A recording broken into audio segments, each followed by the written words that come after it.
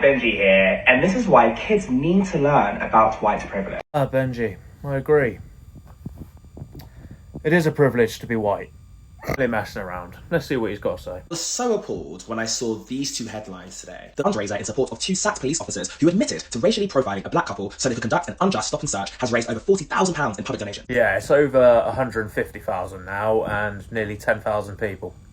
Mental. It is mad that over 150,000 has been raised for two sacked police officers, but I think it's also fair to say that this represents the minority.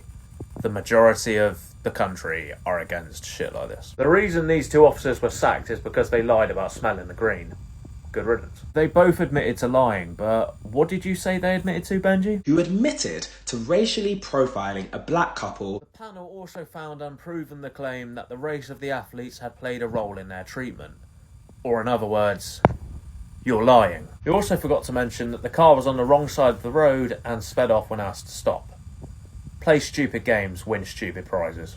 So we've established that you don't tell the whole story, but what's your next headline? The second reporting that at the same time the BBC is facing backlash for publishing an explainer about white privilege on their newsround site aimed at children. I've done some research into this one. There's a lot about white privilege across the BBC and Newsround, but here's the highlights of what I found. White privilege happens in ways that we might not even notice sometimes. So for example, if I'm drawing a picture and trying to find a crayon that matches my skin, I might have a harder time finding it because I'm black. Difficulty finding the right crayon is an example of white privilege.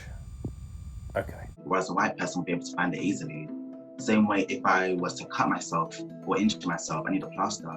For me to find a plaster that matches my skin tone, it would be harder than for a white person. It's a plaster, you gimp. It just needs to stop you from bleeding, that's it.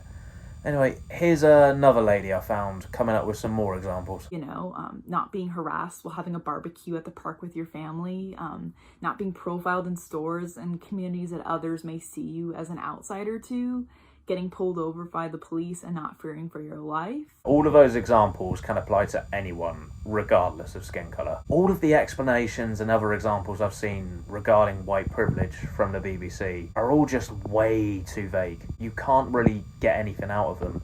If I was to compare it to anything, I'd say it's like trying to explain to someone at a funeral why they should cheer up.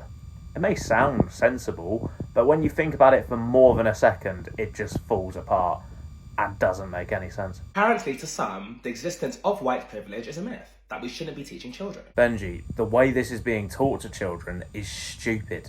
It doesn't make sense. The explanations around this stuff are just way too vague for kids to understand. The same children growing up in a society that financially rewards racist police officers. Stupid, dishonest, and deservedly sacked police officers?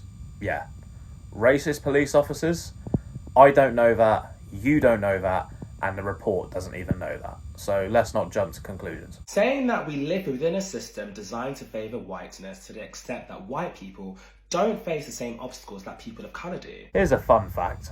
To obtain citizenship in Liberia, you have to be of African descent. Would that count as black privilege?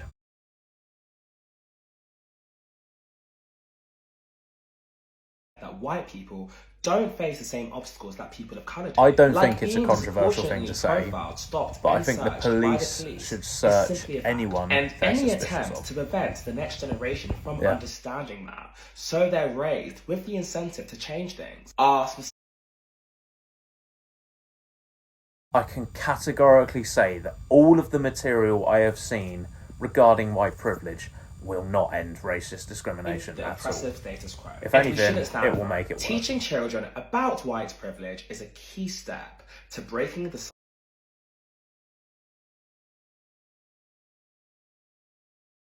None of this has been helpful.